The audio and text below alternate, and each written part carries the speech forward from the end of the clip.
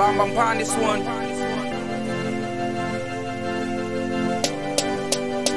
RSR. Nova ni mwana nofuneya ndezvihumbura hoba usina tuva line ndiyagungura nichima ima musi nena inirokukura ndova ndisahumburi mbiri yano ndingairumbura rova richidzura pasi ratigedza rofa ranova husino nolichedza ndisvinjizvera ita rongo toringedza mudzimu varitonda varineyechedza hova nadhakalo lihuru mudhini vomakulu voda vozvivona uvokota mwana patuchitsva hashona vanokota tingodipfa ndichidibvisa kainwi hoteya zvimwe satodhivuri ndimini kuzivona uri ndodipanga kakatini uye ningeno ndikunitoda pano mdini ndova ndotama ova okonderera dzura pedziyoparerwa kazo ndichirika uye hayani ndeyafuna kufarerwa ndova ndotama ova okonderera mpfuna miya vananga zvazvino ndikone kumbura vagai vanangara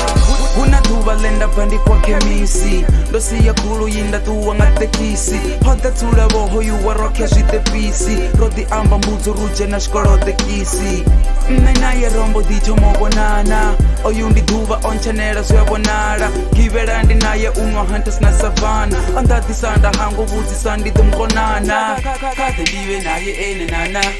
zvinenda kujaiva uya zvikonana ukutunga kana ukutunchonana karidanse rijamper pedze ririgana ndapanga pungo asi mutu wavukuma ndichimbudzisa uri zvanga naizoguma azongochechimbira zvanga naye zombodika njira ndava ndotama ova okonderera dzura pedziyoparerwa kazo ndichirika uye hayani ndeyafuna kufarerwa ndova ndotama ova okonderera mpfuna miya vananga zvazvino ndikone kumbura vagai vananga. Okay, why inini sampi a second chance? No, ndanikakera ndikotenda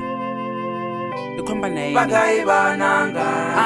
Tongo zdivo rinotuwa nikurwala hoteya nombudza meseji nodimwala ndovudzwa nga mavari ini nodiwala zvikombora nova note musi nendo ngalangala uyani ngeno riya lusi vana kunihumbela pandonini songohana miya vananga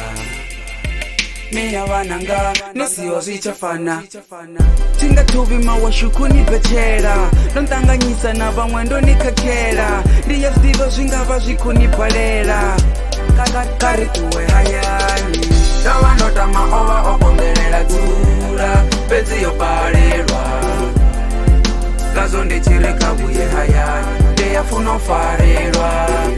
ndova ndotama ova okonderera mpfuna miya vananga zvazvino ndikone kumbura vagai vananga ndova ndotama ova okonderera dzura pedziyoparerwa